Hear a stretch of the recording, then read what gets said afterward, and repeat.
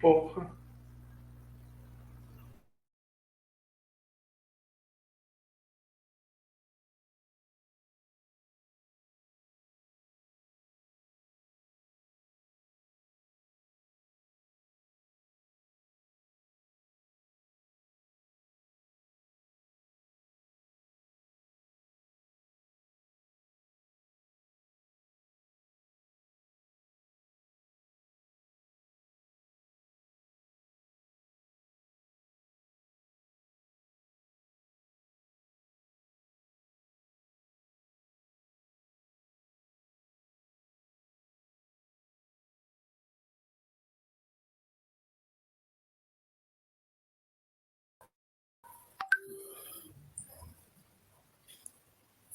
Alô?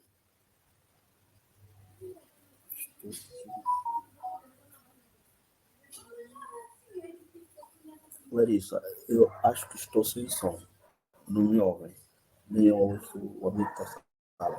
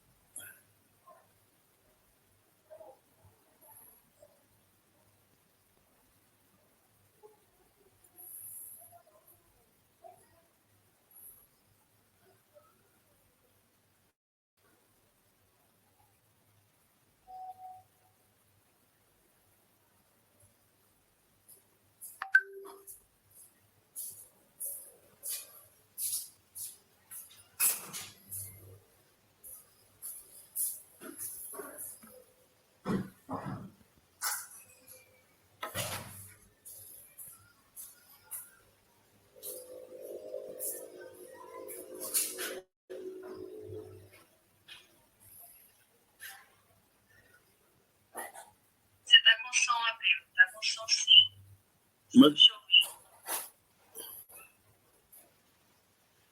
Alô, Sebastião? Luis? Boa tarde. Si Oh. se me escucha, Abreu. Sim, agora que ¿Me ouço. escucha? Sim, estou ouvindo agora. Ok, E você? perfecto, obrigado. Sí, está bom. E Josué, como está? Tudo bem? Olá, tudo bem? Tudo bem? Me escuta, né? Escuto bem. Então, quem está a faltar? Quem está a faltar? O Luiz Serguilha, né? Não entrou? Serguilha. O Serguilha já entrou? Ele entrou, mas caiu. Entrou e caiu. Ok. Ok. Então, vamos fazer o seguinte. Como Sebastião, em função daquele problema que apresentou, então podemos começar consigo, não é isso? Ok. Sí. Bueno, normalmente tengo batería bastante buena y hasta el momento hay luz, mas no sé hasta cuándo. Tá bem, tranquilo. Tá bem. A ver, pues voy a compartir, a ver. Então, a chegada do Luiz Serguilha, né? ¿Esperamos a alguien? Não, sim, o Luiz Serguilha, para ver se entra. Ou então, começaríamos mesmo por ti, né? E aí, depois, se o Luiz entrar, falaria quando entrasse, né? A ver si ven ven mi presentación. Sim, se ganharmos tempo, tá bem. Eu vou pedir a Clarissa vamos pedir apoio a Clarissa para poder fazer a exibição. No, estamos, si ahora la ven ustedes, yo la puedo hacer aquí, tengo computadora. Tens condições para fazer, né? Sí, estoy en casa de Ok, tá bem, ainda bem. de alguien. Tá bem. Sí, ¿sí se ve la presentación ahora? ¿Se ve? Sim, vou fazer a apresentação agora de si, do nosso amigo o Josiel Kowalska, né? Kowalski. Peço desculpa, Josiel. O Josiel Kowalski. Isso aí. E depois, quando o Luiz entrar, eu apresento também depois o Luiz, né? para irmos. Então, acho que é melhor começarmos por si, Sebastião. Depois vai seguir o Josué. E, por fim, falo do Luís Erguilha. Vou começar a fazer a sua apresentação. Sebastião é professor e pesquisador de literatura e civilização afrodiaspórica na Universidade Gaston Berger, em Saint-Louis, Senegal. A sua pesquisa se concentra nas diásporas africanas em Abia Yala, América, examina identidades e representações baseadas em corpos de literatura, música, dança, cinema e religião. A análise que vai fazer baseia-se na perspectiva transatlânticas e descoloniais, nas quais a África é reinserida nas leituras dos processos socioculturais da diáspora africana.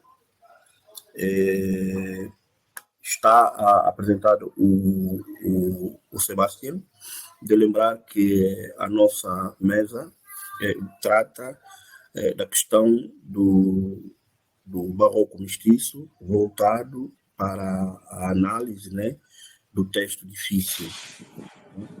Isso a partir de proposições, né, apresentadas por escritores cujo o texto leva-nos a sair, né, dos lugares ou dos modelos clássicos de composição e criação para aquilo que nós consideraríamos o neo e o hiper-barroco, né? Então, eu acho que podemos dar início à nossa conversa, à nossa mesa de debate, dando então palavra ao Sebastião para início de conversa. Tem a palavra, Sebastião. Se eventualmente eu deixei de fora alguma informação ativa do seu currículo, poderá acrescentar. Tenha bondade. Boa tarde. Boas tardes. Obrigado, Abreu. Muito obrigado também a Portal de Palabra para brindarme essa possibilidade de participar. No, el currículo creo que la presentación está buena. No hay nada más que añadir. Solamente pues el placer de estar aquí con ustedes y disculparme porque estoy haciendo investigación de campo en Benín y no puedo conectarme todo el tiempo durante el evento. No es que no quiera, sino es que es imposible para mí. Así que espero que pueda presentar hasta el final porque es temporada de lluvia y es un poco complicado. Solamente un detalle. ¿Sí ven ahí mi presentación? ¿La ven? ¿Sí? La imagen del barco. Ajá. No se ve. ¿Se ve o no se ve? I don't know. ¿No? ¿Y por qué no se ve? Porque lo compartí en presenté. Essa prueba de comunicação, vamos esperar. Partager l'écran.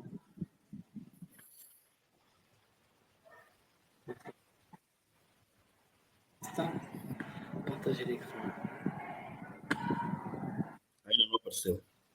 ¿Ahora sí? Não. Continua não aparecer nada. No. Empezar. Diapositiva. Ok. Aportar un fichier. ¿Está grabando coisa aí? Estoy viendo barroco mestizo PDF. A ver. Ahora está importando.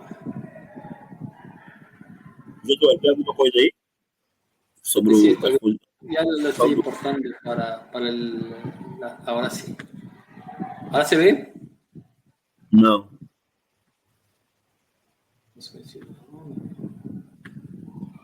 Ahora sí. Ok, perfecto. Ok, entonces, sí, el título es de lo bonito e imposible de lo barroco mestizo, ¿no? Porque cuando Abraham me invitó a participar en el evento, yo no conocía esa noción de barroco mestizo, entonces me mandó los documentos para poder informarme y leer exactamente de lo que era el barroco mestizo. Y es verdad que es una noción, un concepto muy interesante porque permite pensar justamente de otra forma el mestizaje como archipiélago, a partir de esa metáfora de las islas sumergidas, y como el mestizaje como multiplicidad y no como unicidad, ¿no? Desde a partir de una especie de nomadismo abierto y una concepción que no es binaria, sino que es múltiple, ¿no? Y esa manera también de pensar los límites de la lengua, más bien, o pensar más bien las fronteras entre las lenguas, ¿no? Esa noción de interlingua, y esa relación justamente entre cultura, lengua y naturaleza, como las lenguas castellanas, portuguesas, francesas, inglesas, etcétera, no tenían digamos, unas herramientas para pensar esas nuevas realidades frente a las que se encontraban en Abya-Yala, digamos, ¿no? Y justamente esos límites, ¿no?, de lenguaje. Así que me interesó bastante la noción, y en esta noción yo vi mucha transversalidad con el concepto de creolización, ¿no?, de Edouard Glissant, del Caribe francés, ensayista que ya se murió hace unos años, donde para él la civilización, o sea, es algo imprevisible, algo múltiple, y que no tiene una raíz única, sino una raíz múltiple, ¿no? Y entonces dice que la mezcla, el contacto más bien, lo que él llama política de la relación entre diversas culturas, que van a dar un resultado imprevisible, ¿no? Otros autores como de Martinique también, Rafael Confiano, donde dice el término criollo es pues eminentemente moderno y no paseísta y colonial como algunos se podrían pensar, e incluso posmoderno, ¿no?, en el sentido en que señala la emergencia de un nuevo modelo de identidad que se podría llamar múltiple o mosaico y que se está elaborando frente a nosotros, ¿no?, en cualquier parte del mundo. Estoy traduciendo la cita, ¿no? De hecho, en las megalópolis occidentales, ¿no?, la criolización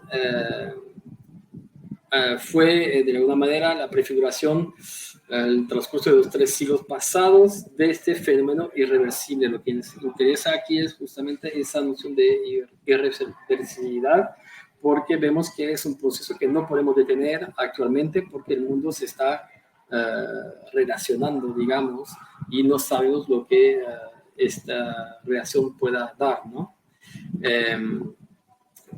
No obstante, y ahí pues, cuando uno estudia la afrodiáspora, incluso África, o intenta pensar a la diáspora africana a partir también de bases africanas en un conjunto de relación, lo que podemos ver es que lo que funda, ¿no?, esa experiencia diaspórica es lo que llama Jérôme Branche, un investigador ahí guyanés que es profesor, si no me equivoco, en la Pittsburgh University en Estados Unidos.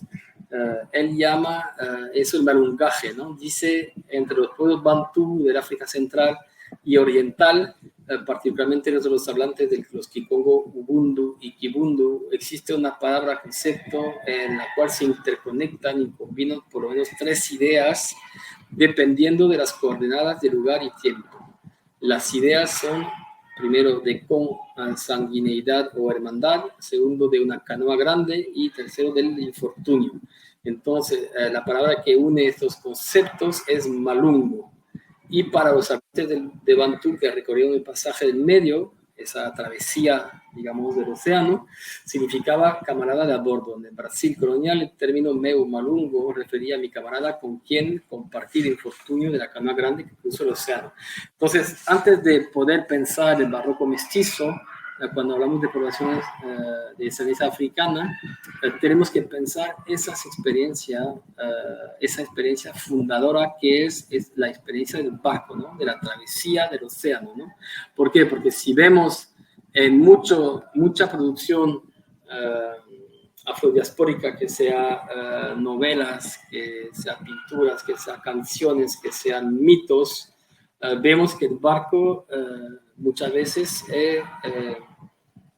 es presentado, digamos, como una experiencia fundadora, ¿no? Aquí tengo el ejemplo de una escritora afropuertorriqueña que se llama Yolanda Arroyo Pizarro, en su libro que se llama Las Negras. Dice: el primer recuerdo pudiera ser el barco, una barriga de maderos unidos y flotantes a quienes los suyos llaman auba o. La lleva el barco en una canoa pequeña en compañía de otras mujeres van atadas. Es un ejemplo, pero repito, voy a poder dar como 15 ejemplos para reflejar esa idea de el barco y la travesía como experiencia fundadora de la diáspora africana, ¿no? Si tomamos escritores como Manuel Zapata Rivilla de Colombia, Lucía Illescas de Perú, si tomamos incluso canciones de Brasil, hay una canción que yo había estudiado en clase con los estudiantes que se llama Navío Negreiro, o los mitos fundacionales de las poblaciones de afrodescendientes de Nicaragua, de México, de Ecuador. Vemos que esas poblaciones siempre remiten a esa idea de la travesía y del barco. Entonces el barco es como, yo lo veo como una metáfora de una rehumanización de los sujetos afrodiaspóricos frente justamente a una voluntad de deshumanización occidental, es decir, cómo en este barco hay un enfrentamiento de memorias, ¿no? Y aquí tengo un esquema que saqué de las investigaciones que hice, donde puede observar que hay dos polos, ¿no? Cuando hablamos de diáspora africana, un polo de deshumanización por parte de, digamos, de Occidente, que son discursividades prácticas y teóricas occidentales, como son, por ejemplo, el Código Negro, ¿no? Donde están haciendo una ley para supuestamente proteger a los esclavizados, pero es una ley que deshumaniza al otro, ¿no?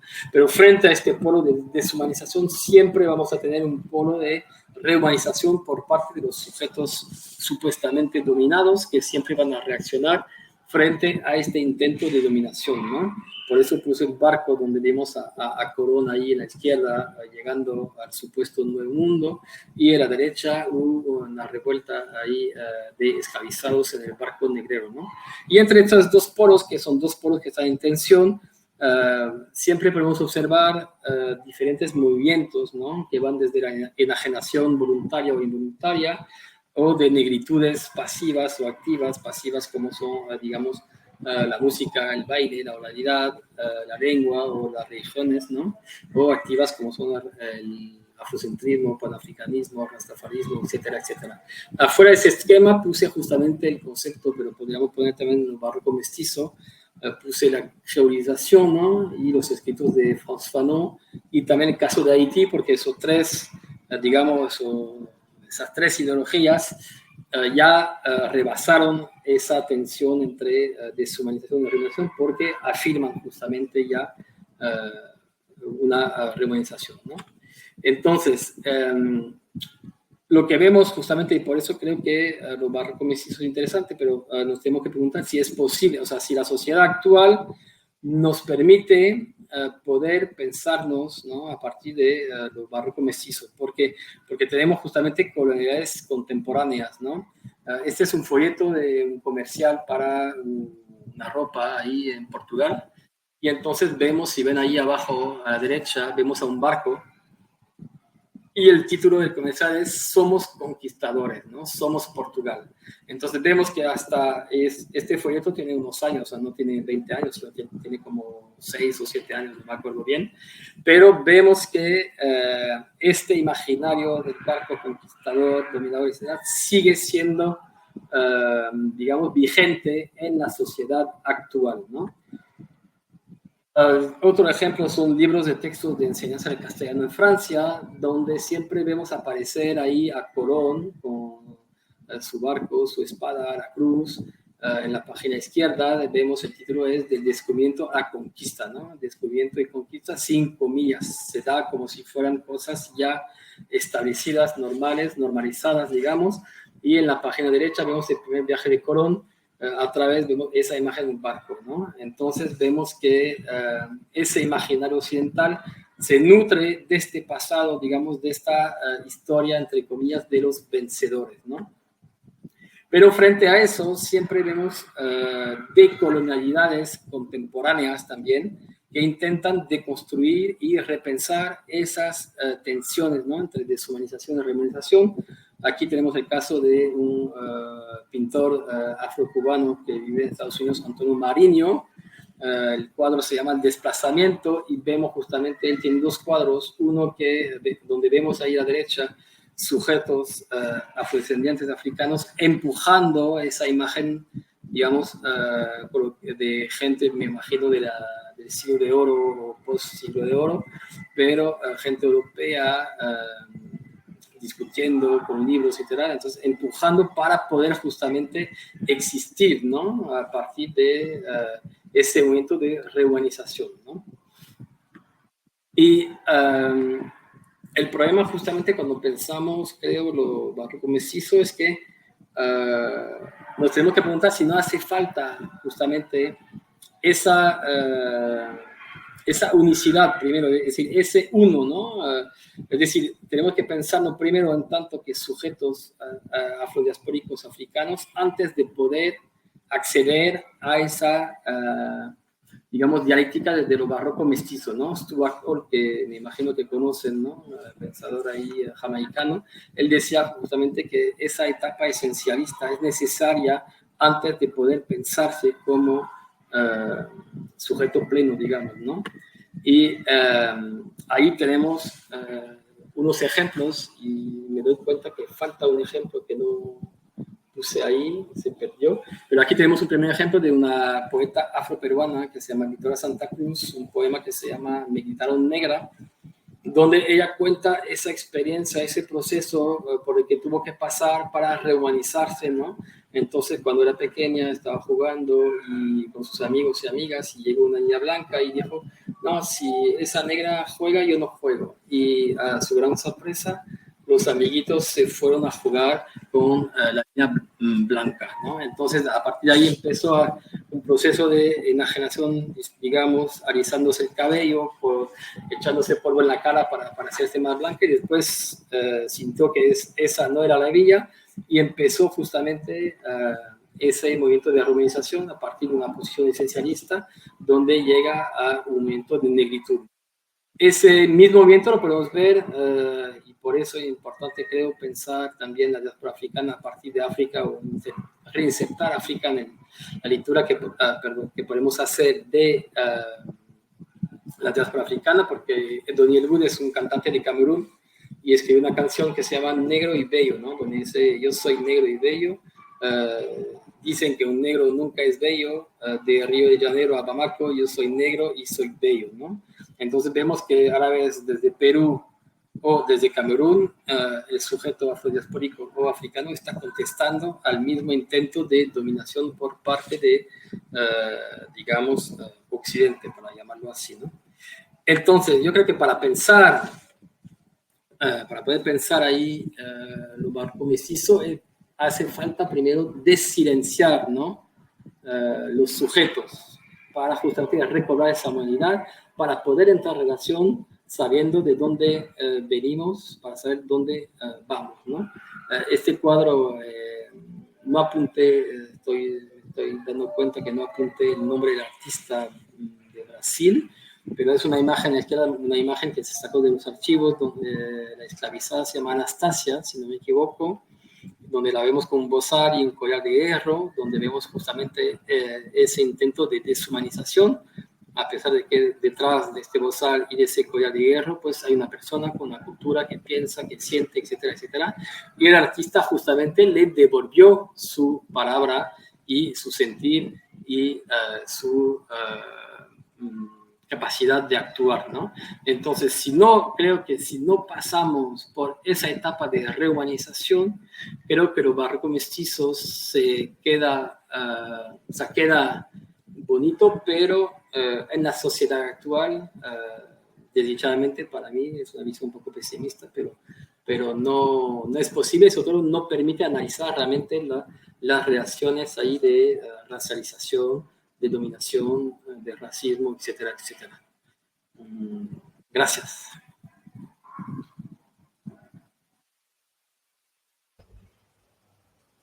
Obrigado, Sebastião. Foi muito breve, né, na sua comunicação, mas na verdade, o barroco mestiço acaba também por nos levar aos tipos de questionamento, né, que o próprio Sebastião traz. E também ao associá-lo à perspectiva das poéticas da diversidade, né, a partir do princípio do estudo das prioridades de Eduardo Glissant, né, ele também, o barroco mestiço, acaba por fazer digressões neste domínio. Então, na verdade, falar do barroco mestiço é precisamente a necessidade de nós sairmos de uma perspectiva de leituras binárias, né, bipolares, né, e passarmos a outro tipo de leituras em que se baseiam no princípio da mediação ou da relação. Há inventores e há formas de construção das linguagens nos nossos espaços em que esses elementos ou esse princípio, né, manifesta-se muito evidente. E obrigado, Sebastião, por essa sua valiosíssima contribuição, né, que no fundo também ajuda a alargar as perspectivas de pesquisa das nossas formas de nos manifestarmos, né, tanto do ponto de vista político, do ponto de vista cultural, nos nossos espaços, sobretudo nos espaços do sul global, né? Contra aquilo que um centro europeu, né, se reinventado ou inventado nos propôs como pauta única. Então, vamos agora passar para o nosso amigo Josué Kowalski. Vou passar a ler a biografia dele, para depois tomar a palavra. Josué Kowalski é doutor em letras pela UFPR, articulista da revista Barroco Digital e ensaísta. É autor do livro O Homem do Barroco. O ensaísmo de Afonso Ávila, entre suas principais pesquisas está a relação simbiótica pluricultural desenvolvida pelos agenciamentos paroquizantes da linguagem, não só poética e literária, mas cotidiana e ordinária. Queria dizer ao Josué que, na verdade, o Centro de Estudos Literários da União dos Escritores Angolanos tem estado precisamente a desenvolver pesquisas, né, e reflexões baseadas no pensamento ligadas à investigação das línguas e as artes, e os processos barroquizantes ou as sexualidades barroco-mestiças é também uma das pautas dessa nossa pesquisa. Por isso, nós nos devemos no seu currículo, né, aquilo que traz como propostas, e então damos as boas-vindas por isso e damos a palavra para a sua justiça poder partilhar conosco o que traz como proposta de comunicação. Tem a palavra, meu caro Josué. Obrigado, Abreu. Estão me ouvindo bem aí? Olá, Luiz, olá, Serguilho, olá, Abreu, olá, Sebastião. Eu vou falar sobre um aspecto da minha pesquisa que é sobre o ensaísta e poeta Afonso Ávila e como ele encarou as mestiçagens e o barroco mestiço dentro do microcosmos aqui do Brasil, chamado Barroco Mineiro. Tá? Mas, para isso, eu vou fazer uma breve digressão, se me permitem uma leitura aqui, de um texto que eu preparei, chamado Barroco Mestiço em Afonso Ávila. O Barroco foi um movimento artístico e literário importante nas Américas, especialmente em Cuba. É o parto de Cuba. José Lezama Lima, Alejo Carpentier e Severo Sarduy foram escritores cubanos que incorporaram elementos barrocos em suas obras. Para Lezama Lima, por exemplo, o barroco era uma inspiração para um projeto poético que enfatizava a linguagem e as imagens complexas. Carpentier, por outro lado, via o barroco como um estado de espírito que poderia se manifestar em qualquer época ou lugar. Ele acreditava que a narrativa americana era barroca por natureza, pois refletia a mistura de culturas e saberes do povo mestiço. A mestiçagem, ou a mistura de raças e culturas, era uma característica essencial da identidade americana para Carpentier. Ele acreditava que o barroco fornecia um meio de expressar essa identidade única e complexa. Severo Sarduy desenvolveu uma teoria sobre o barroco e sua recuperação histórica com base no conceito de retombée, ou contiguidade acrônica. Ele argumentou que as mudanças nos paradigmas científicos levavam à adoção da elipse como figura geométrica e retórica, afetando as artes e o pensamento do período barroco. Para isso, propôs o termo neobarroco para descrever um retorno das formas barrocas na arte e literatura contemporâneas. Ele viu o neobarroco como uma reflexão sobre a desordem e a fragmentação da cultura ocidental moderna. Seguindo Lezama Lima, Sarduy acreditava que o barroco era um sistema transhistórico que permitia aos artistas reunir elementos de diferentes épocas e lugares. Isso rompeu com a ideia tradicional de identidade latino-americana baseada na geografia da natureza, substituindo-a por uma lógica de origens múltiplas. A teoria de Sarduy, por exemplo, e outros escritores cubanos sobre o barroco não se limitaram somente a Cuba, mas influenciaram o pensamento sobre o período barroco e sua sobrevivência em todo o mundo de língua espanhola. Essas teorias valorizavam tanto os elementos autóctones quanto os assimilados da cultura latino-americana. Contudo, interessantemente, não foi somente em Cuba que as práticas mestiças foram relevantemente consideradas nos processos de formação e composição social e psicológica do povo. O Brasil também apresentou sua parte nesse aspecto. Aqui no Brasil também se procurou reavaliar a influência e pertinência que o barroco luso-brasileiro legou à contemporaneidade do século XX, o século do pensamento barroco. Afonso Ávila desenvolveu, é o ensaísta, né, e poeta estudioso do barroco, desenvolveu uma teoria sobre o barroco e seus resquícios no modo brasileiro de viver e, apesar de todas as particularidades que entrega o lado brasileiro da questão, não deixa de ser curiosas as semelhanças que estabelece com a tríade cubana, que eu já citei, né, Sarduy, Alejo Carpentier e Lezama Lima. Coetâneos de pensamentos e de atitudes frente às identidades americanas, os quatro defenderam ensaísticamente noções aparentadas na abordagem sobre as formas e expressões barroquizantes no âmbito identitário e artístico. Ele mesmo, o Afonso Ávila, já havia aludido à questão, muito embora tratasse do tema, ele e os cubanos, de maneiras peculiares e dependentes. Ele cito Afonso Ávila, autores como Lezama Lima, Alejo Carpentier, Octavio Paz, Severo Sarduy e outros, concomitantemente ao repensamento do problema entre nós, acendiam em seus países interesse investigador semelhante, a par do surgimento simultâneo neles de uma escritura literária nova que a retomava, no entanto, como pêndulo e estímulo, as desinências barroquistas, proporcionando principalmente na ficção o boom impactante de uma linguagem neobarroca, conquanto vigorosa e de função modernizante. Fim de citação. Afonso Ávila se dedicou à reavaliação do barroco em nossa formação cultural, revisando os fenômenos que estaria no início do que ele passou a chamar, desde os fins dos anos 1960, de permanência de certos resíduos que ainda atuam no caráter da especificidade brasileira com o nome de tradição, procurando, assim, por uma arqueologia da nossa modernidade, pois, cito ele, o homem barroco do século XX são o único e o mesmo homem, agônico, perplexo e dilemático.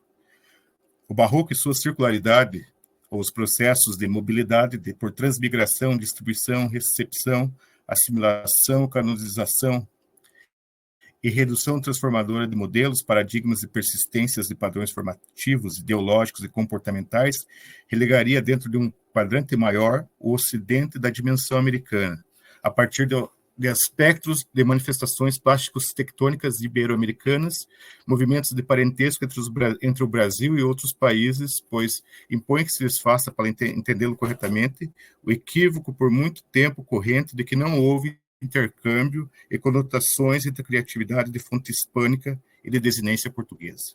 Pois as mesmas marcas ideológicas e antropológicas de uma origem comum e transnacional, sob o signo do barroco, faz também incluir o Brasil numa vertente, igual vertente de ascendência e fatalidade cultural. Sua teoria projetou-se ao longo de vários anos em um procedimento dialógico com outras manifestações barrocas, fazendo iluminar não somente o barroco americano pela especificidade brasileira, mas, ao contrário, também permitindo entender nossa brasilidade barroca a partir dos diálogos dessa forma de vida, e que todas as manifestações artísticas em todos os países americanos em que ela se faz presente. Da mesma forma que os cubanos, Afonso Ávila pensou o barroco em seu aspecto multifário, relacionando todas as artes e expressões do período, como as festas, os sincretismos e o diálogo cultural. Nesse diálogo, ressalta-se a constituição do nosso barroquismo como uma proliferação integradora de vários sistemas culturais operantes, em especial no Brasil e em Minas Gerais, região que os estudos do poeta se debruçaram e onde permitiu-se teorizar a mescla barroca de nossa formação como elemento intrínseco para se categorizar definitivamente o barroco como mais um fenômeno que pode ser sintetizado pela gama filosófica e pelo estilo de vida que conjuga mais do que como mero evento temporal delimitado. Embora a nossa embrionária civilização desenvolvia as formas barrocas atrelando contribuições de várias camadas étnicas.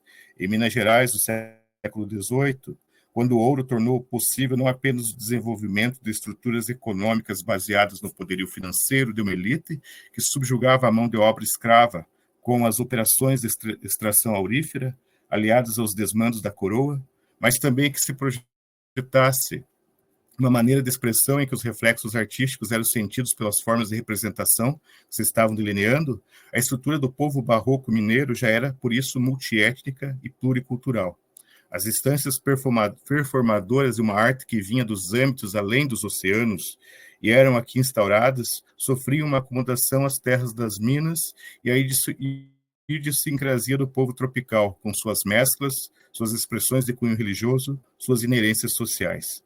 A desinência barroquista brasileira, nesse quesito, está intrinsecamente ligada às formas pluriétnicas, o que transforma o barroco brasileiro em uma expressão que se remete ao dilaceramento existencial de um povo transplantado e que precisa simbolicamente representar sua condição.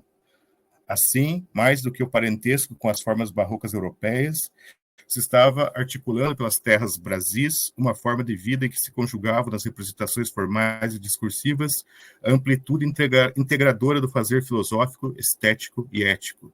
Mais do que mera contribuição do elemento afro à fatura do período barroco, deve-se pensar, e a pesquisa de Afonso Ávila sistematiza-se também por esse viés, o barroco enquanto maneira de ser impensável fora do âmbito multicultural, em todas as ramificações que esse conceito sugere.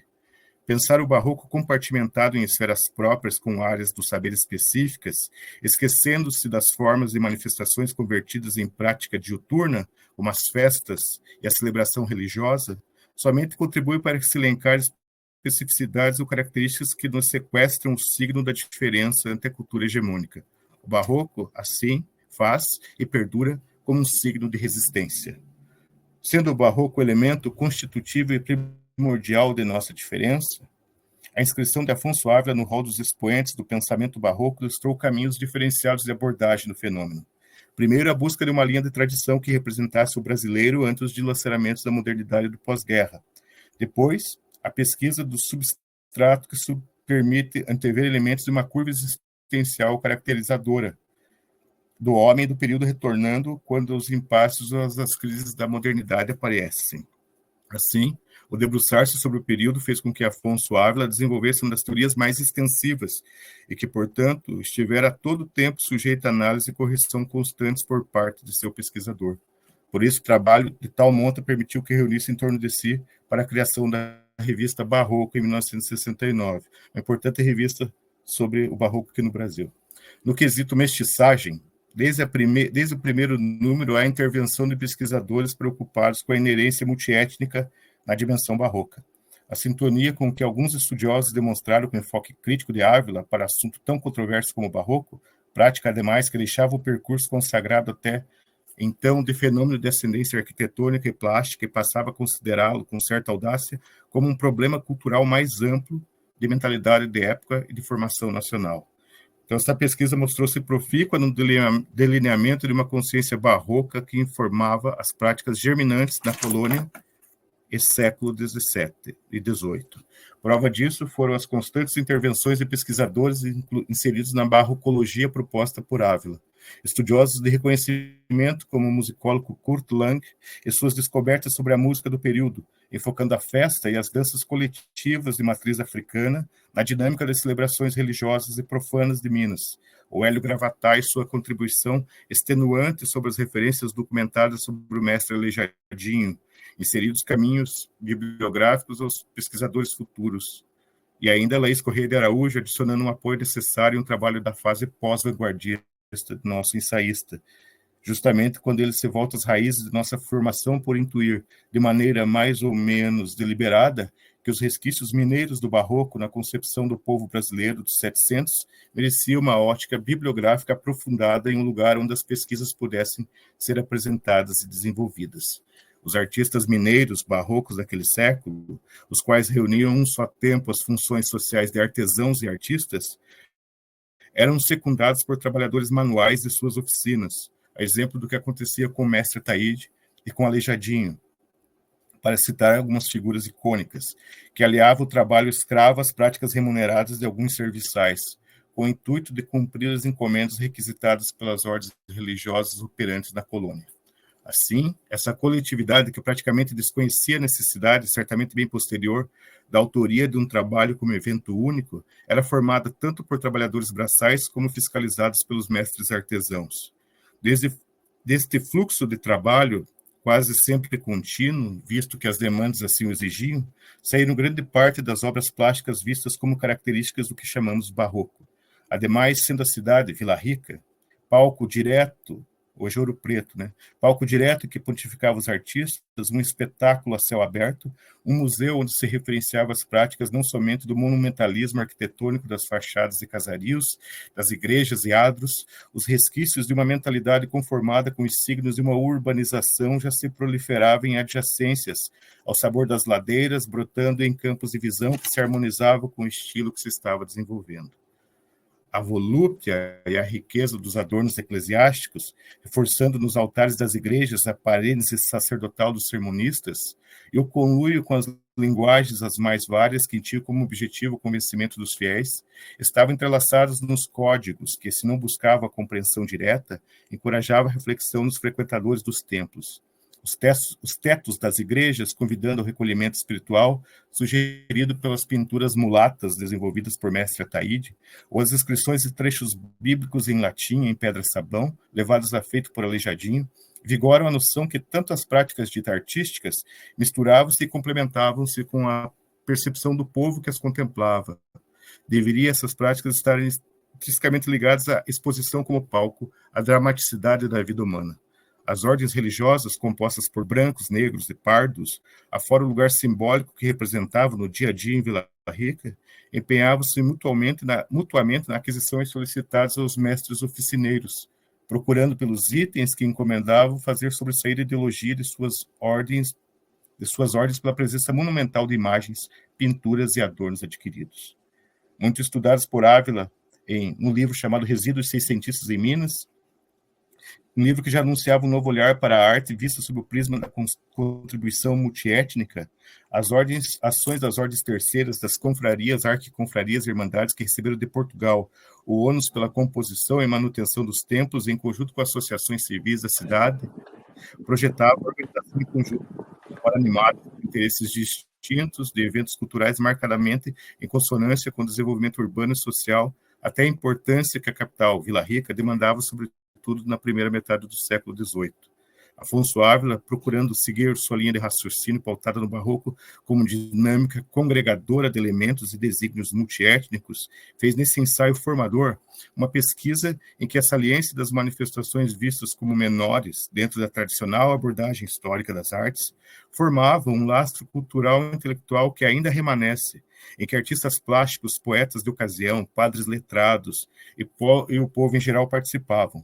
Tem-se, assim, o barroco em sua visão global, ou, nas palavras de Ávila, descobriu-se sobre a visão global do barroco uma essencialidade metafísica, ética e artística que remarca de igual modo toda a trajetória do homem seiscentista. Tornou-se possível falar, então, do caráter de uma idade barroca, de uma concepção barroca do mundo, de uma ideologia religiosa do barroco, de um modelo político de Estado barroco. Em vez da conceituação tão somente do estilo de arte, passou, portanto, a prevalecer a conceituação total de um estilo de vida. Fim de citação. Essa conceituação do barroco como estilo de vida foi posta à prova em Resíduos Seiscentistas em Minas, a primeira etapa do estudo mais longo e abrangente, ensaio de valor histórico, sociológico e cultural, no qual Afonso Ávila, a despeito das críticas recebidas pelo incômodo que causara nos moldes tradicionalistas, acostumados às maneiras brancas, eurocêntricas e também, por isso, canônicas, audaciosamente insere como fator constitutivo o valor das muitas raças e etnias na concepção barroca, vistas até então somente como elemento exótico. Para isso, debruçou-se nas festas religiosas de Ouro Preto e Mariana, dois faustos cuja amplitude integradora remete ao desenvolvimento de nossas festas comemorativas e, sobretudo, ao Carnaval. Essas festas foram o Triunfo Eucarístico, realizado em 1733, e a Auro Trono Episcopal, levado a feito em Mariana, em 1748. Nelas está materializado o tônus barroco de nossa formação, que, repita-se, fez-se pelo conglomerado de contribuições mestiças provindas de várias esferas sociais. O barroco, no 700 mineiro, conflitava-se entre os resquícios do século XVII e a contemporaneidade do século XVIII. Além do mais, o absolutismo estrutural da ordem social vinha de encontro à formação de elite cultural, idealizada pelos preceitos do iluminismo. As festas, com seus faustos e com as representações das misturas de abordagem do mundo dos agentes envolvidos, permitiam um cabedal imenso de manifestações artísticas resgatadas pelas pesquisas de Ávila em seu ensaio exemplar. Todas essas manifestações, envoltas em medidas administrativas que resolveram, por exemplo, abrir ruas para ligar os templos da cidade para que o translado da Eucaristia viesse da igreja de Nossa Senhora do Rosário dos Pretos até a Nossa Senhora, matriz Nossa Senhora do Pilar, todas elas envolviam elementos de composição coreográfica, com trajes e alegorias trabalhados para o certame, aliando-se ao efeito sonoro e visual das danças e músicas executadas. Nesse esforço, congregavam-se representantes das já referidas ordens ou confrarias, competindo em importância para que seus atos fossem notados, negros, brancos e pardos.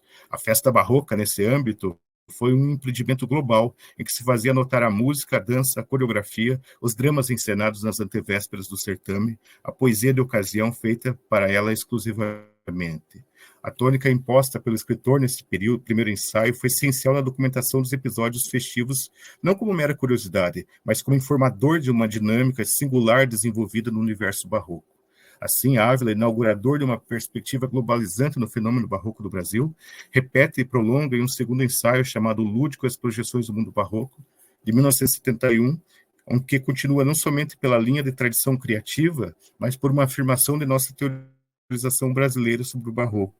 Some-se a isso que Ávila incorpora um elemento novo à sua teoria, justamente o conceito de jogo, de tradição e de evolução das formas. O jogo, portanto, será o elemento-chave do entendimento da manifestação de linguagem, inserção e prolongamento barroco, quer seja ele fenômeno do homem colonial ou no artista do século XX ou XXI. Dessa forma, o lúdico e as projeções do mundo barroco sintonizou o barroquismo setecentista e a poesia de vanguarda no Brasil, uma vez que encontramos uma empatia dos modernos para com os barrocos. Similitude essa deflagrada por Ávila sobre o primado do lúdico, da ênfase visual e do elemento persuasório. Assim, o lúdico, além de nos aproximar com o estilo barroco, acaba por tornar-se uma categoria crítica. Tanto os resíduos quanto o lúdico foram ensaios pelo autor constantemente revisitados, não foram peças esparsas dentro da dinâmica ensaística barroca de Afonso Ávila, pois ganharam sucessivas reedições, ampliações e correções por parte do autor. São, contudo, estudos que introduzem o tema, pesquisas que propõem uma revisão periodológica e crítica e insere como materialização do pensamento barroco em nossas terras. No Brasil, há poucos esforços da crítica em colocar o escritor mineiro, Afonso Ávila, dentro de um quadro de relações e reflexões sobre esse estilo de vida, ou pelo menos de o reconhecer como um dos ícones mais dedicados à disseminação do barroco resquício, construto teórico crítico projetado pela ensaística avilana. Dessa forma, se há uma generalização do barroco nas Américas, tendendo por uma unidade que tanto solapa os conflitos adjacentes ao homem brasileiro e suas particularidades, quanto apaga as especificidades da desinência lusa com vistas ao enquadramento americano, há também um menosprezo para com a vertente mestiça na concepção do ensaísta e sua importância para que lancemos novas luzes sobre o tema. A mentalidade e o estilo de vida só podem se fazer notar pela contribuição pluricultural das camadas étnicas que compunham o universo de Vila Rica e das cidades do ciclo do ouro aqui no Brasil. Foi preciso, para isso, a visão global da arte barroca, e não mais apenas mais somente compartimentados em nichos estanques. Eu cito, para nós brasileiros, falar do barroco é falar da nossa própria origem cultural, de nossa própria formação histórica, porque o barroco está muito perto ligado ao modo específico de ser que aqui aportou com os povoadores portugueses e cedo se amoldou à nossa realidade tropical americana. É o tônus barroco que anima o inteiro organismo da sociedade mineira e suas festas públicas, as suas solenidades religiosas, o cenário das formas e cores onde elas crescem, para mover, afinal, uma sublime impulsão inventiva, a arte de um arquiteto e escultor como Aleijadinho, ou de um pintor mestiço como Ataíde, de um compositor como Lobo de Mesquita, e de um poeta de formação barroquista como Cláudio Manuel. Fim de citação. Ler o barroco sob o signo da contribuição de várias camadas sociais, de vários anônimos, constatar sua profusão democrática ou popular, no melhor sentido, foi uma das inúmeras contribuições que o pesquisador nos deu. Para exemplificá-la, basta pensarmos, por exemplo, nas festas, nas organizações leigas de ordens terceiras, no sincretismo das manifestações barrocas brasileiras. Como ele bem expressou em um ensaio, a festa barroca era um indicador de mentalidade, ou seja, eventos que atendiam à instância lúdica subjacente da mentalidade barroca, estimulando classes dirigentes, o povo e as classes serviços. Assim, inserirem uma quebra temporal de ordem séria das coisas, revelando já naqueles tempos, todos deveriam ter o direito ao comprazimento e exaltação piedosa. Ademais, os projetos de edificação dos templos, das ordens terceiras e das ricas matrizes não seriam possíveis sem o trabalho dos negros, e mais do que isso, sem a contribuição criativa dos artistas mestiços, em especial na segunda metade do século XVIII e início do XIX, no qual sobrelevou como protótipo a figura maior do mestre Aleijadinho. As Nossas Senhoras Mulatas do mestre Ataíde, os negros oficineiros que encarnavam imagens, os trabalhadores pedreiros anônimos plantando igrejas inaugurais, revelam uma dinâmica psicossocial e antropológica na relação de diversas camadas, e que, por não abordar em sua globalidade, deixa o estudo sobre a contribuição negra como um simples adendo. Nosso complexo é interracial. O barroco é uma revelação desse processo coletivo, prenúncio ético místico de uma nacionalidade possível, uma metáfora do êxito sociológico da miscigenação e do sincretismo que alimentaria a pujança tropical, a resistência das classes dominadas contra a coerção de uma estrutura perversa que infelizmente se consolidou na sociedade brasileira. Negar, e já estou terminando, a participação de todas as camadas da miscigenação, da conflagração da idade barroca brasileira como um barroco negro e mestiço, e tirá-lo de mero adendo de manuais da história do barroco no Brasil, foi uma das tarefas do ensaísta que se dedicou ao estudo do barroco por quase 50 anos. Atentar à dinâmica da mentalidade brasileira como multiplicidade nos fará lançar novos olhares ao mundo barroco, que, tropicalizado em nossas terras, pulsa ainda cotidianamente, pois o barroco não se prendeu a uma vitória persuasiva formal, mas desbordou-se igualmente e inflou-se de representatividade mentalizante de todo o estilo de vida das populações. Obrigado.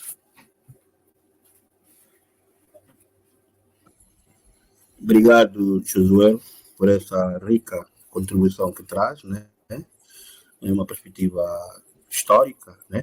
Esse recorte que faz de como se pensa ou se iniciou o pensamento do barroco no Brasil e na América Latina. Mas vou querer, talvez já lá quando formos a conversar, vou querer que o Josué também nos fale, né? Já que tem edita uma revista, o Barroco Digital, né? como é que tem estado a pesquisar o barroco, estudos sobre o barroco hoje, mas no domínio mesmo da sua componente de investigação científica, né? Que contacto, que estudos tem daquilo que se vai fazendo sobre o barroco hoje, né? Porque, pronto, aí faz um estudo circunscrito no trabalho do Afonso Ávila, né? E um trabalho pioneiro e bem consistente, mas vamos também associar isso, talvez, aos outros estudiosos que depois surgiram, né? Depois do Ávila. Bem, saindo daí, vamos então passar agora a palavra ao nosso último comunicador, nesse caso o amigo Luís Erguilha, mas gostaria de o apresentar antes de lhe dar a palavra. Luís Erguilha nasceu em Portugal, né, e tem percorrido algumas geografias da América do Sul. É poeta, ensaísta e faz curadoria de arte ibero-afro-americana. Escreveu, publicou 17 livros de poesia e ensaio. Radicado no Recife, criador da estética do larraísmo, tem sido convidado por universidades para conversar e ministrar conferências sobre atratores estranhos que atravessam corpo, arte, pensamento, poesia. O Luís Erguilha tem, na verdade, um projeto criativo muito interessante, tem desenvolvido um domínio de pesquisa de igual modo interessante e que nós notamos que tem esse interlaçamento, essa afinidade, né, com os processos de mediação, os processos relacionais próprios daquilo que nós chamaríamos de textualidade barroco-mestiças, né? Então, gostaria de pedir ao Luís, se tiver mais alguma informação a acrescentar naquilo que eu fiz sobre a leitura da sua biografia, fique à vontade e tenha desde já a palavra. Por favor.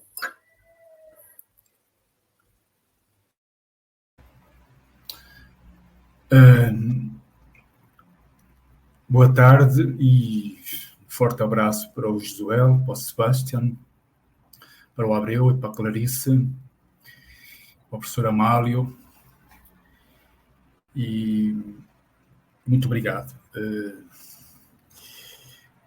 Antes de conceptualizar ou tentar ritmizar alguns conceitos dentro de uma dança constelar, queria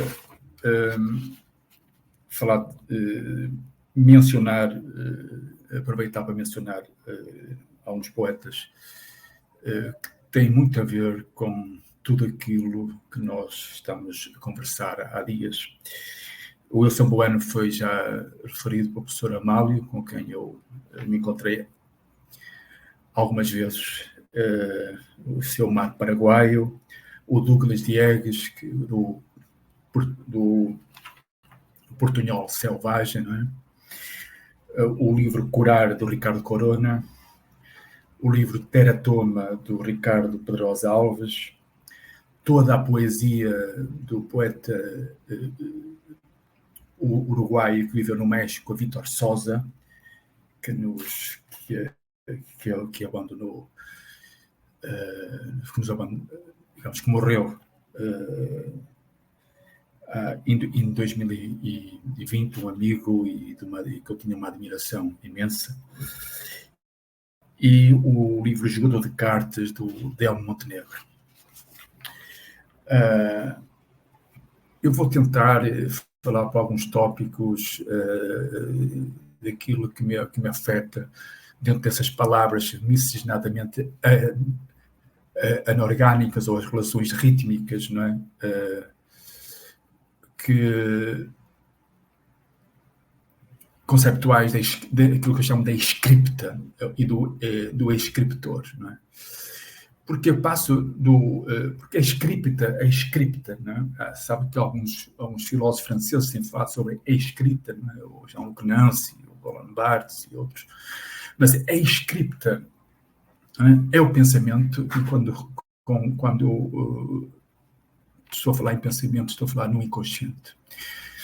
Porque o inconsciente é constituído por múltiplos estratos, por labirintos, atalhos, tramas, marchetarias barrocas, forças fiandeiras, criativas. Portanto, é uma multiplicidade. E quando estamos a falar de multiplicidade, estamos a falar de um aglomerado de singularidades. Estamos a entrar naquilo que o António Artaud conceptualizou como corpo sem órgãos, não é? Sempre em movimento problemático e fora de qualquer intencionalidade cognitiva. Portanto, o inconsciente é uma complexidade afetiva, portanto, é o incorporal, que está na imagem e afeição do anorgânico. Eu quero reforçar este conceito, porque está ligado com aquilo que eu vou dizer de seguida, porque o inconsciente é uma correnteza infindável e inexaurível de afetos.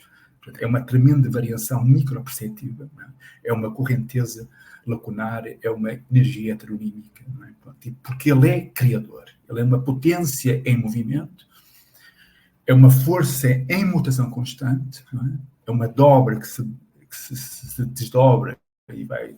Portanto, é uma força barroca, que se liberta da inflexibilidade e da intransigência daquilo que nós chamamos de sistema sensório-motor ou do binarismo, como já foi referido. Porque a força inventiva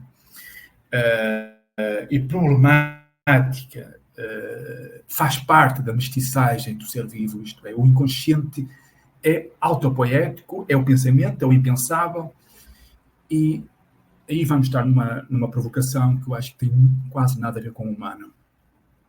Mas irei identificar esta questão. A força inconsciente é impessoal, é informe, não tem um sujeito nem um objeto, é um movimento infinito.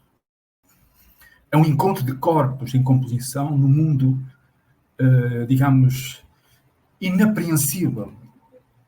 Poderá ser uma geometria arquimediana, tem a ver com as cartografias das intensidades do corpo. Não lida propriamente com pessoas ou com objetos. Quer dizer, tem a ver mais com rumos, de trajetos, trilhos, caminhos. Não é? É uma força acósmica, que nos aproxima de forças heterogéneas.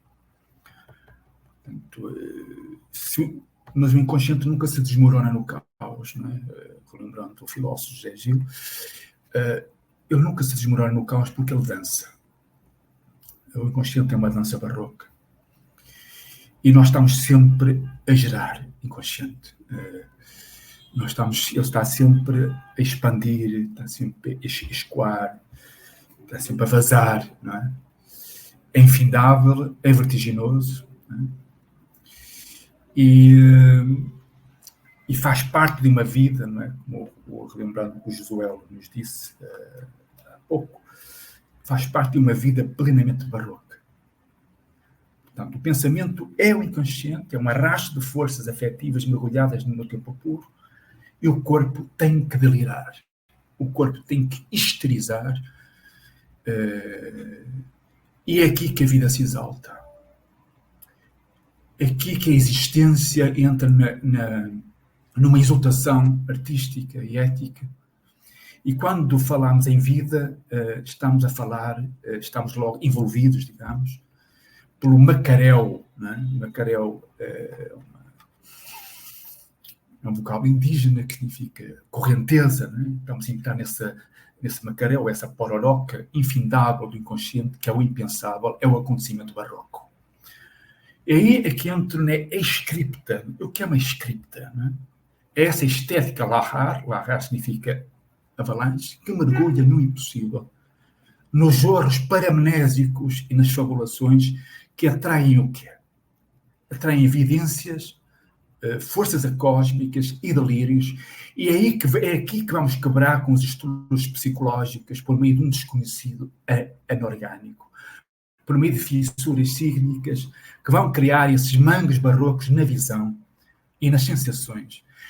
Mas estas sensações já impregnadas na força do impensável, dentro daquilo que podemos chamar de um instante pleno, como nos disse Denis Diderot.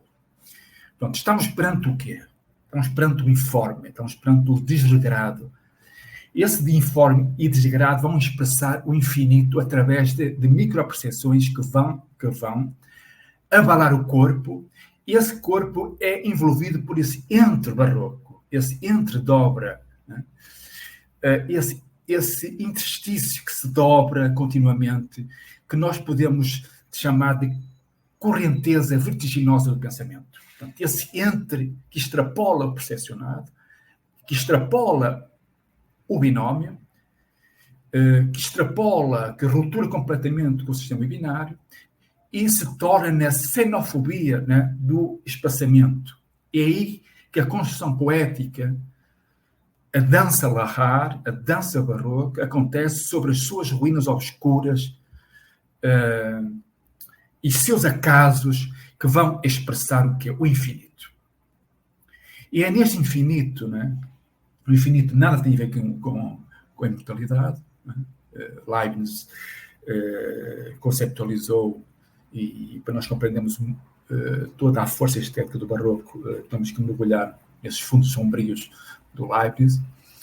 Portanto, esse infinito, onde o sentido microperceptivo é já a movência do impensável, e esse impensável vai ser gerado como? Vai ser gerado pelas misturações aformais ou dismórficas do corpo. Portanto, essa misturação aformal do corpo é o que nós podemos chamar de um corpo expressivo, um corpo que vai gerar um tempo crónico, um tempo sublunar, como falavam os filósofos antigos, né? Esse tempo crónico, esse tempo puro, que quebra com o sistema cronológico.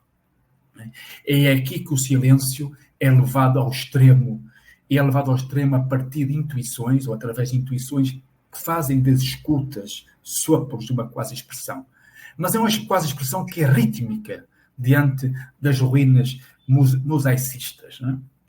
Se chama mosaico. É scriptar, né? Que é uma força da invaginação, isto é, uma superfície, né?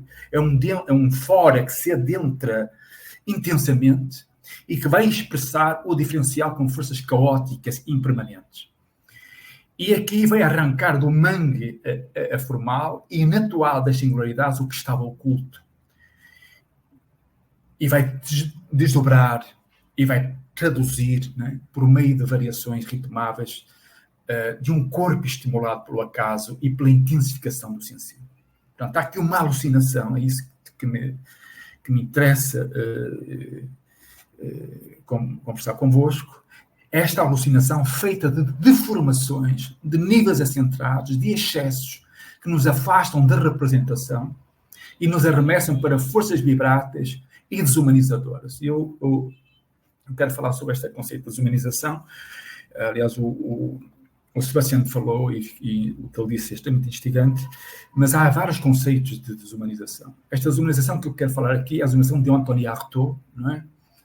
E quero relembrar que o humanismo, relendo o livro do Achille Mbembe, com o brutalismo, né,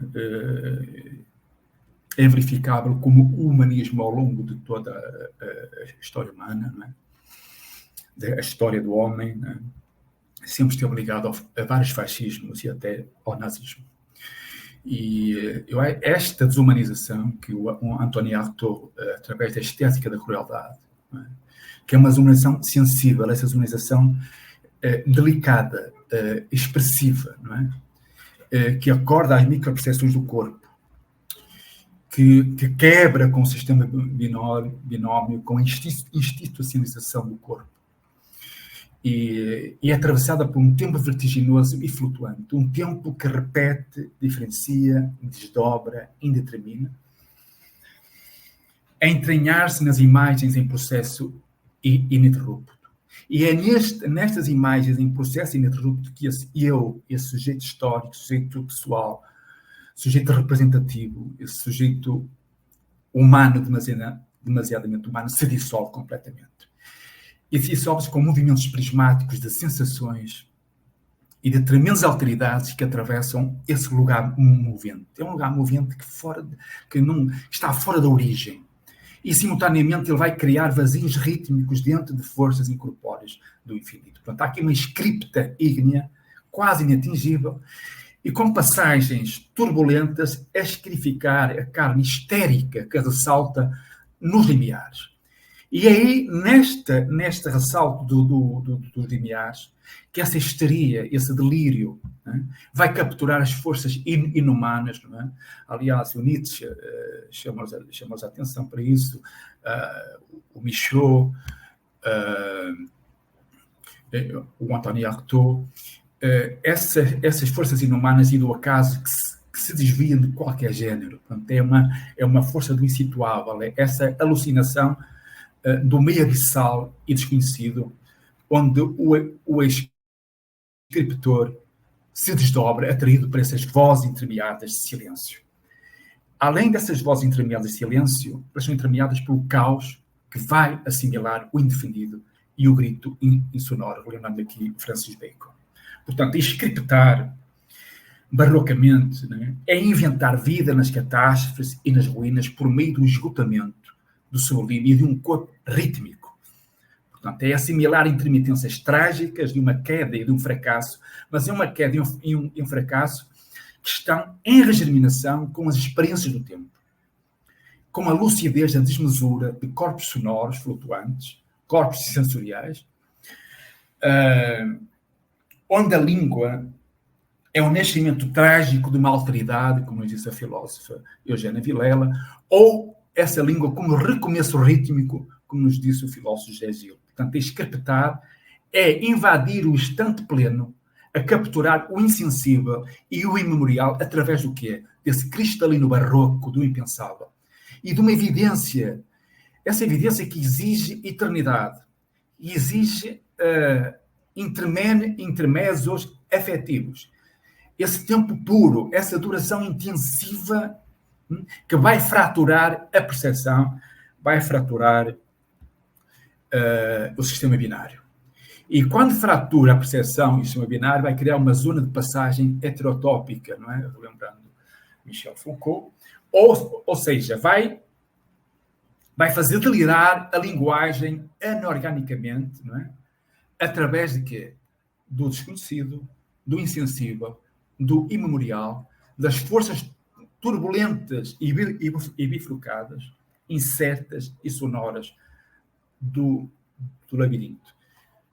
Todas estas forças conceptuais estão ligadas a um certo rigor, estão ligadas ao rigor cósmico de uma crueldade sensível, essa crueldade microperceptiva, que eu fui sendo contaminado pela estética do Antoine Artaud. Portanto, palavras vasculham as movências da crueldade do pensamento. Uma crueldade é uma força espiritual e mutante que nos invade, emaranhada de sensações.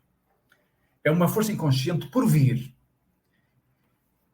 E essa força vai fazer o quê? Vai espalhar o infinito, vai criar turbulências nas micropercepções do corpo, e é aqui que ela vai capturar o exagero, a desmesura, o excesso e o barroco da vida.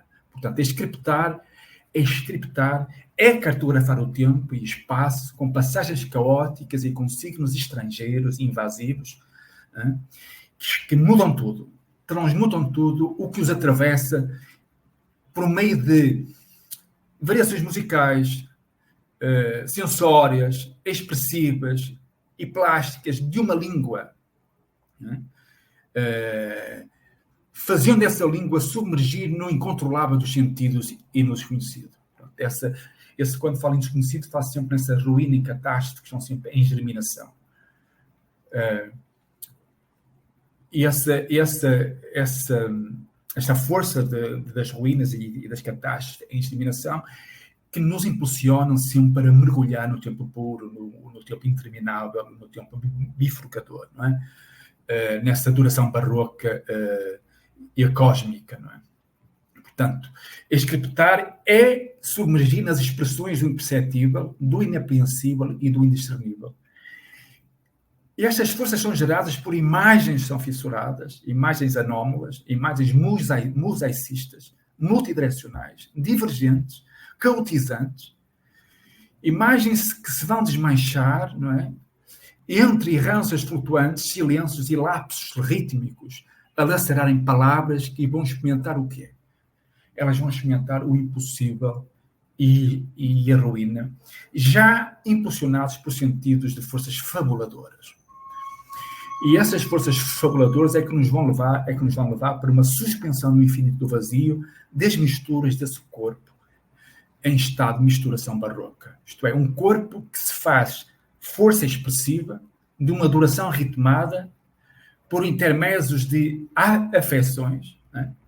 Um tempo em catástrofe criativa, uma eternidade feita de matérias caóticas.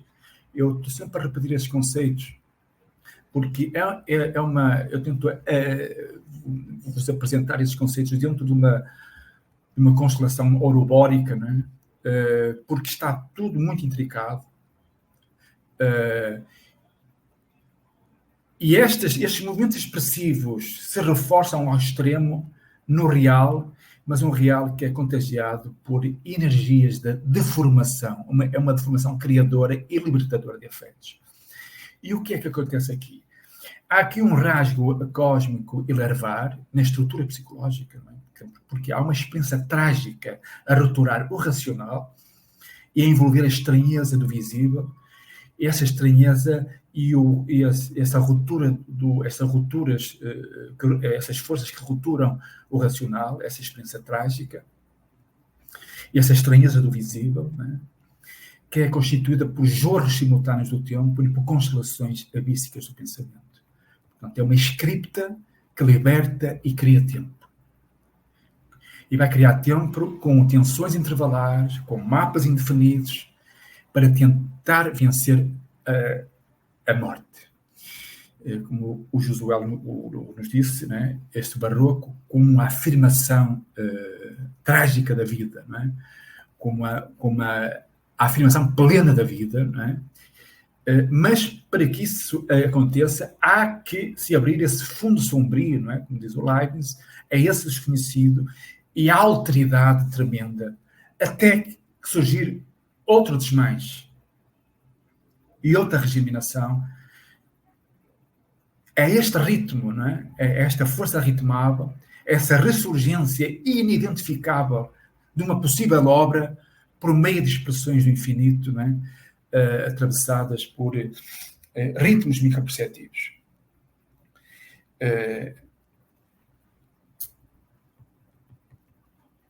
Como é que eu poderei dizer mais sobre isto que estou a dizer aqui a tentar abreviar ao máximo, não é?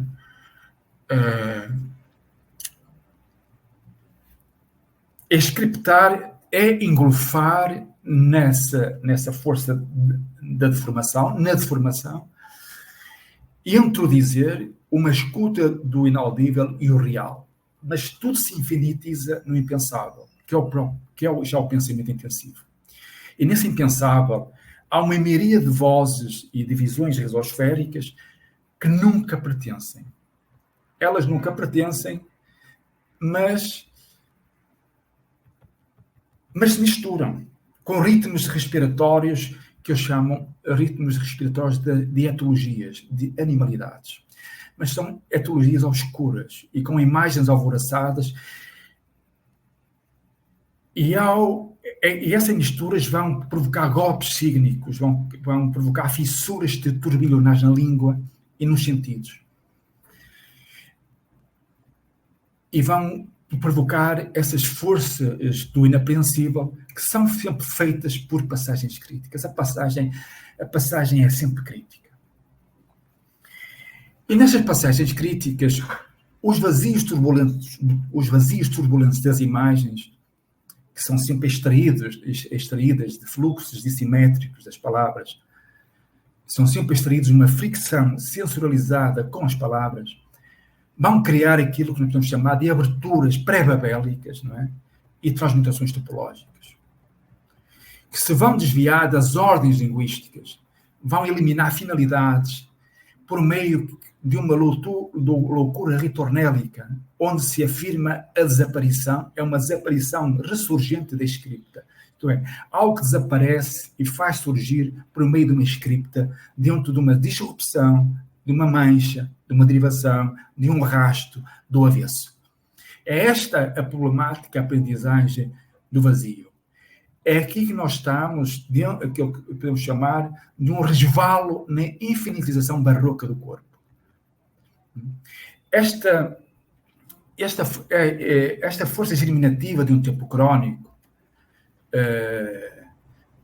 que acontece por meio de uma infinidade de estilos do incriado, do inominável, para enfrentar a morte, mas faz do sublime, né, um rasgo do acaso, faz um vazio rítmico, faz uma língua esquiva, provoca uma relação fugidiça, provoca fendas fragmentárias, que são sempre anteriores ao sentido, provoca uma reminiscência grávida de limites obscuros. Podemos chamar a isto uma força monádica da desumanização. Isto é, uma tentativa caótica, inestancável, dentro da inesgotabilidade do real. Há aqui uma animalidade a inventar limiares do impossível. Há aqui uma animalidade a inventar uma auscultação fora da geografia linguística. Há aqui uma animalidade, né, a criar relações de forças enciclopédicas, uma fala abíssica dentro de um grito inédito, feito de constelações sensoriais. Portanto, é este o sentido da escripta barroca. Um sentido que se mistura com esse devir heterogéneo e animal do escritor, sem se subordinar à sua mão, ao seu corpo. Ele fratura a mão, ele fratura o seu corpo, porque essa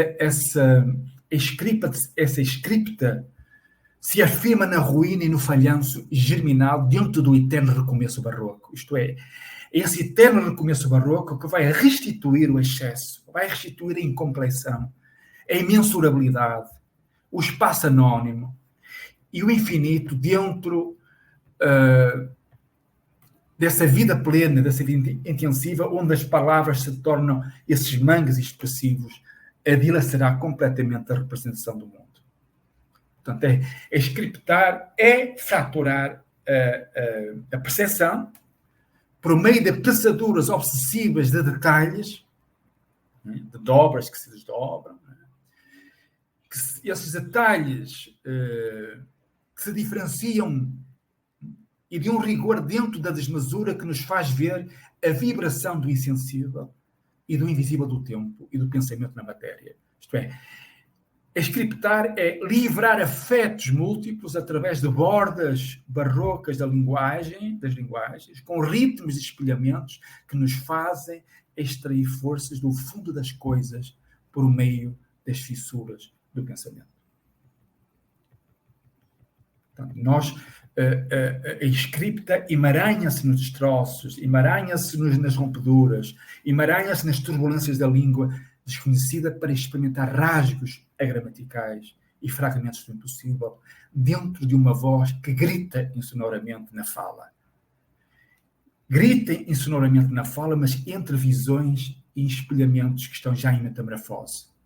E esses espelhamentos que estão em metamorfose vão capturar o acósmico, o impessoal e o inominável, através de aprendizagens sígnicas, rítmicas e fugas caóticas da natureza.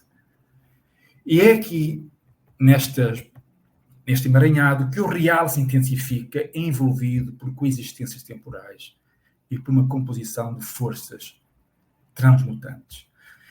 Estamos de frente a quê? Estamos de frente a um fora, né, como eu disse anteriormente, que se adentra no impensável, vai impulsionar a escuta dos ecos do escoamento sígnico que arrasta o escritor até à obscureza dançante. E nesta obscureza dançante se assimilam os acasos espiralados de uma língua como um chamamento feiticeiro, uma fricção geológica, uma distância vibrátil, um fluxo contínuo de vozes intrusivas que resvalam sobre os acasos e os interstícios da linguagem, absorvendo ressonâncias, mangues florais das palavras que existem nessa ressurgência em desaparição. Portanto, scriptar é, ao escutar o real, é expresso na cronicidade rítmica do tempo, por meio de linguagens suspensas e quase em desaparição no meio de falas que absorvem a velocidade lenta da matéria. Estas falas que absorvem a velocidade lenta da matéria vão transmutar a visão num tremendo golpe de mistérios e de histerias. É aqui que surge uma voz, e uma voz se faz ritmo falante. Esse ritmo falante ininterruptamente se vai renovar e se vai entranhar no infinito, no vazio e no caos. E nesse vazio e no caos surgem outras vozes inomeáveis, mas que dizem o inexprimível. Vozes que andarilham, vozes que vão experimentar o inédito turbilhonar e espessuras imanentes de uma presença estranha da linguagem. Essas vozes vão transverter essa linguagem em forças sensíveis ritmadas que envolvem anatomias insanas, próximas dessas falas pré-babélicas. E é aqui que essas vozes, essas falas pré-babélicas vão ultrapassar modelos recognitivos, vão rupturar estruturações psicológicas, porque o sentido da escrita se revigora, traduzindo imagens fora de qualquer objeto. E por meio de forças vibratas antes e no meio das palavras que emaranham a inesgotabilidade do real. É aqui que a linguagem lahar barroca, não descreve, não diz, mas está sempre por começar inconscientemente como uma terra vibratória anónima, uma transbordância de singularidades incapturáveis, uma ressurgência rítmica a extrair acasos e mutações, um mangue de ondulações, de delírios, de rastros, de falhas, de elevações estranhas, dobras, esponjas, desmoronamentos, abismos, erupções. E vai por aí. São palavras que se desmoronam na fascinação de uma fala estrangeira e estranha. Luís, sim. Nós temos outra mesa, querido. Sim, a ideia... Eu estou a acabar aqui. Eu acabo já. É um minuto. Portanto, o avesso das palavras é uma dobra de silêncios indefinidos que antecede uma fala e a torna a cósmica, autónoma e situável. Portanto, quero reforçar que esta hesitação intuitiva, criadora de passagens ecoantes e de novas maneiras de ver, sentir e mergulhar na natureza, estes novos modos de dizer através de vozes populosamente densas, cifradas, intermitentes dentro do abstrato, é essa escuta de vozes desviadas, transmutadas e atraídas simultaneamente pela visão. São vozes que se transmutam em falas musicais, entre travessias obscuras, imagens sonoras e ritmos fabulares. Eu, pronto, fico por aqui, porque entro num labirinto. É isso que eu quero dizer. Por precipitar a tua o fim, né? Não, fizeste bem. Da sua belíssima apresentação, né? Primeiro, aquele quadro, aquele painel de autores que trouxe, né? Onde se juntam. Quando foi lendo, pensei automaticamente na antologia que o Cláudio Daniel preparou, né? Sobre o barroco, né? Na América Latina, que é o Jardim de Camaleões, né? Pensei também no José Coser, né? E o memorável, né? Também demorou ter citado já Vítor Sousa e grandes momentos que vivemos aí em São Paulo, nas suas constantes visitas ao Brasil. Foi interessante, pensar nesses autores e depois também a forma como o Luís vai trabalhar essa perspectiva conceitual do barroco, né, por via dos seus operadores transversais, né? No fundo, toda uma arquitetura que está relacionada com o seu processo de criação e invenção, e a forma também como se propõe a desenvolver reflexões em torno daquilo que nos informa, né, como sociedades com práticas plurais, né, e conexas, né, sem aquelas amarras disciplinares ou da separação, né? Enfim, achei isso muito interessante. Mas o que eu gostaria de ouvir isso de vocês, né? E comentários cada um de vocês depois tenha para fazer em relação àquilo que cada um de vocês foi apresentando aqui. O que eu gostaria de dizer, embora tenha ficado evidente o desenho do texto difícil, aquilo que disseram, né? Ficou muito evidente esse elemento. O que eu gostaria de saber de vocês como é que vocês, sobretudo o Luís, né? Mesmo o Josué, assim como o Sebastião, né? Como é que vocês, de forma ilustrativa, olhando para aquilo que são as manifestações disciplinares artísticas, né? Como é que vocês acham que nós deveríamos falar de um texto difícil? Isso não era mesmo só a questão de nós termos o cuidado de respeitarmos as perspectivas, né? Porque há um princípio, né, que diz que a perspectiva faz o objeto, né? E quando nós estamos a falar, no fundo, do barroco mestiço, quando estamos a falar do barroco, quando estamos a falar de outras formas de expressão, né? E aí o Luís falava da inscripta, que na cosmologia Bantu-Congo, né?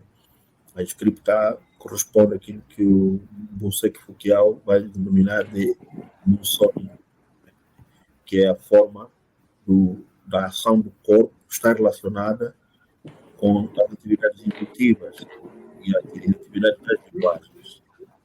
Então, eu gostaria de saber vocês que sim fariam, né, sobre esse tema que nos orienta para essa mesa, no texto difícil, com base naquilo que cada um de vocês apresentou e aquilo também que ouviram dos outros. O que vocês têm a dizer? Que comentário têm a fazer?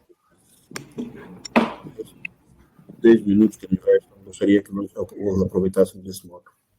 Tenha a palavra, por favor.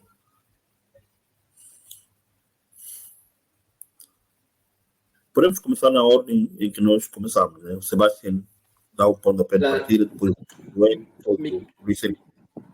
Mi conexión anda fallando mucho ahora, Brian. No escuchar bien lo que se dice.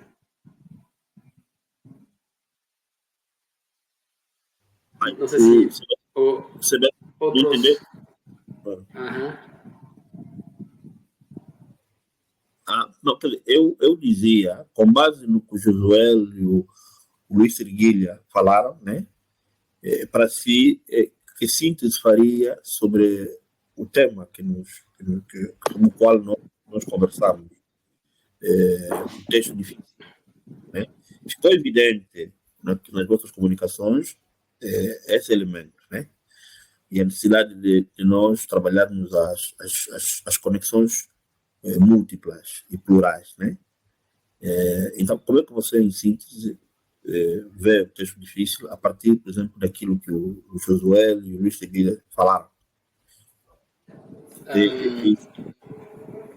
Es que para mí es un poco complicado porque siempre cuando leía a Glissant, incluso a Bembe, que mencionó Luis en su libro Crítica de la Razón Negra, siempre lo veo muy bonito, mundialización, creolización, etcétera, etcétera, pero siempre cuando voy a investigar en el campo entre las poblaciones afrodiaspóricas veo que ese modelo filosófico, epistemológico y demás, no es posible, porque hay un ejemplo que...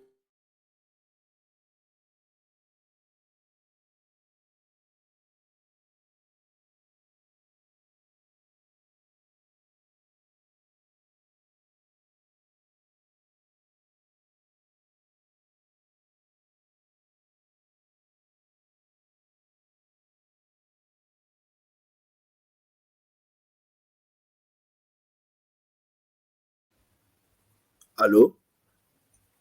Tá me ouvindo? Eu acho que saímos do ar. Está parado.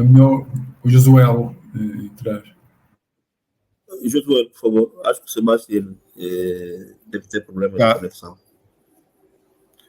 Bom, então, Abreu, segundo o seu questionamento ali, a sua provocação, pensando no texto difícil, eu acho que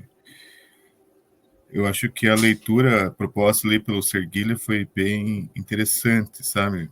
E vem de encontro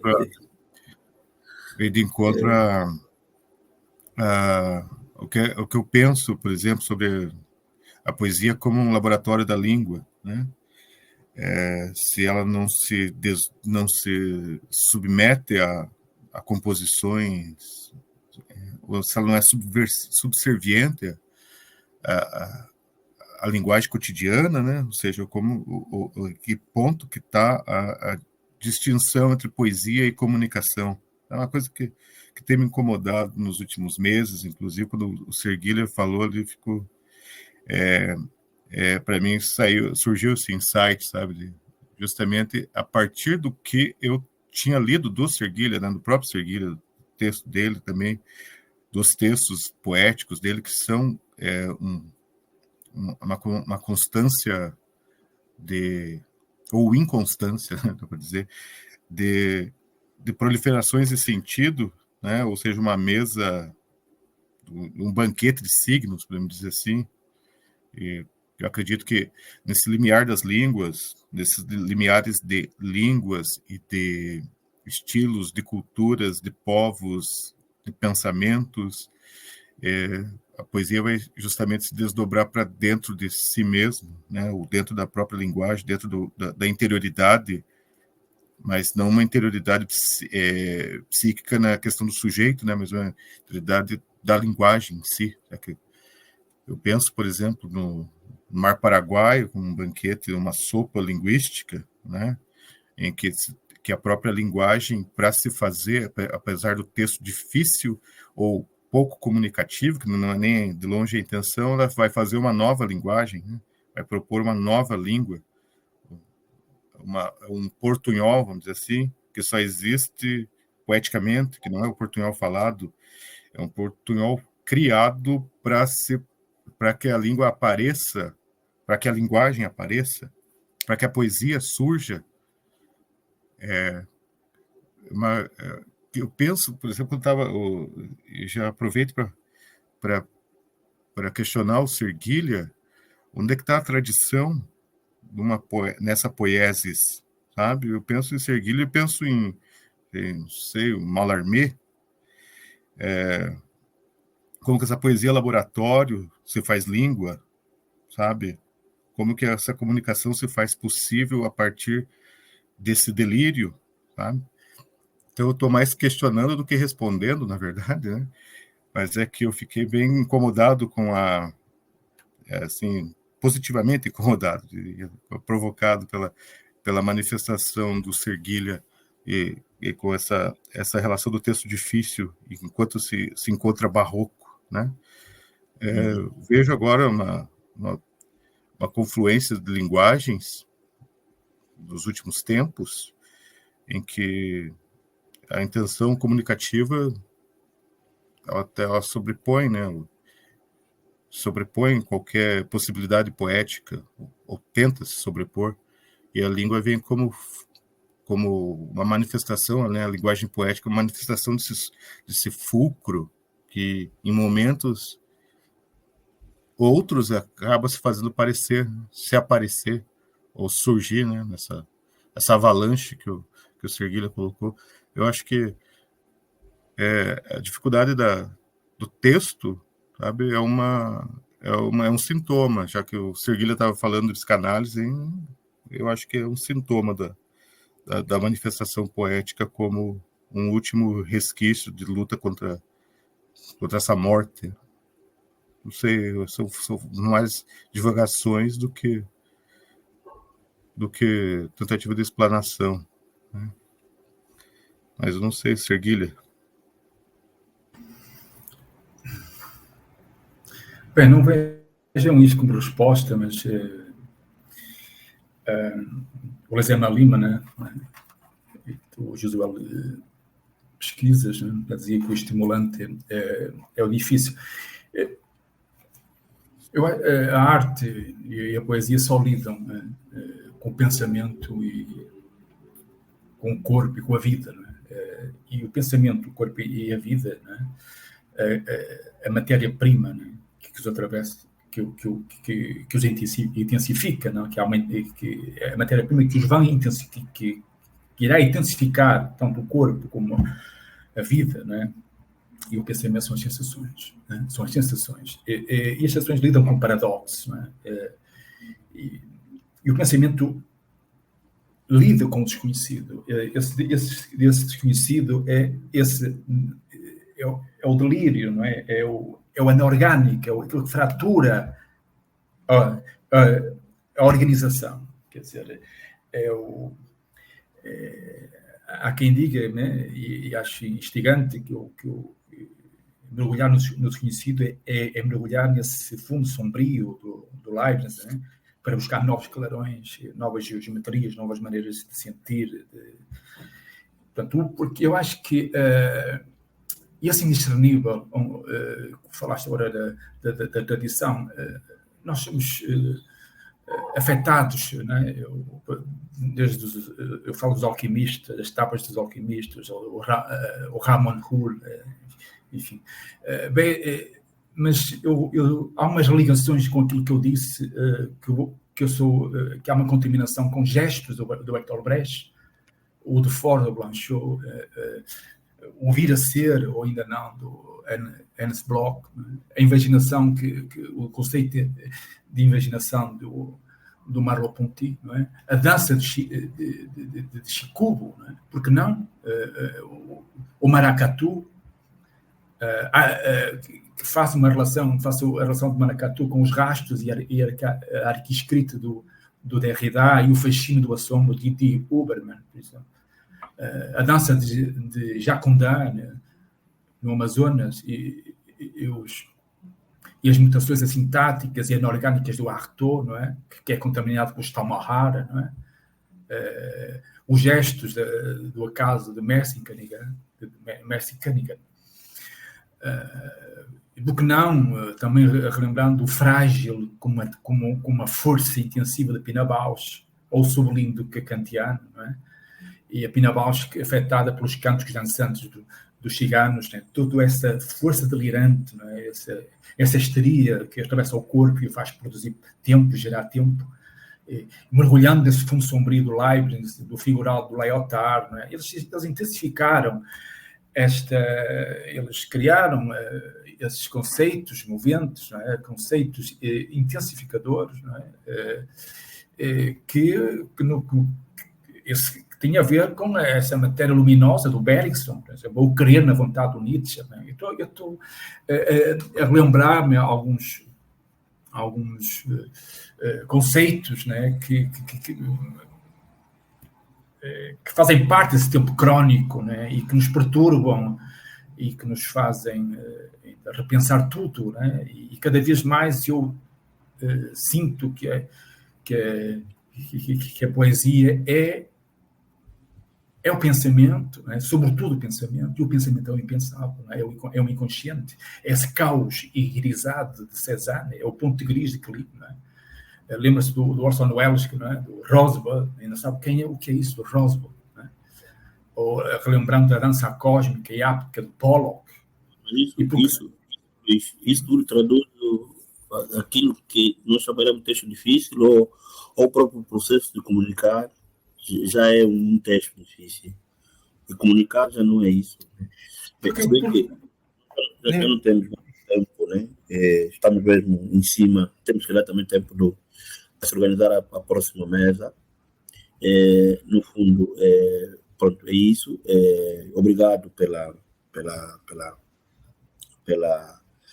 vossas belíssimas contribuições do Josué, né? Com o inventário dos estudos iniciados por Afonso Ávila, fantástico, né? E a partir do Barroco Mineiro da própria América Latina, e o Luís Serguilha, a forma como ele vai colocando em crise permanente, né? Todos os modelos de comunicação estável ou as disciplinas artísticas a que nós fomos encerradas, né? E também a proposta interessantíssima trazida pelo Sebastião, né? A partir do reexame das sociedades africanas, né? E diaspóricas, né? A partir de outros lugares, e aquilo que eles têm como perspectiva de comunicação. E como é que isso se entrelaça ou permite levantar questões que têm relação com o barroco mestiço. Deste modo, queridos, dou por encerrado essa primeira parte, Ntangua 1, né? Esse primeiro momento solar da Mukenessa, última desse evento em Cota de Ampango, realizado pelo Centro de Estudos Literários CELA. Muito obrigado pela vossa participação e vamos então preparar-nos para a próxima mesa. Estamos juntos. Clarissa, por favor, devolvo-se os trabalhos.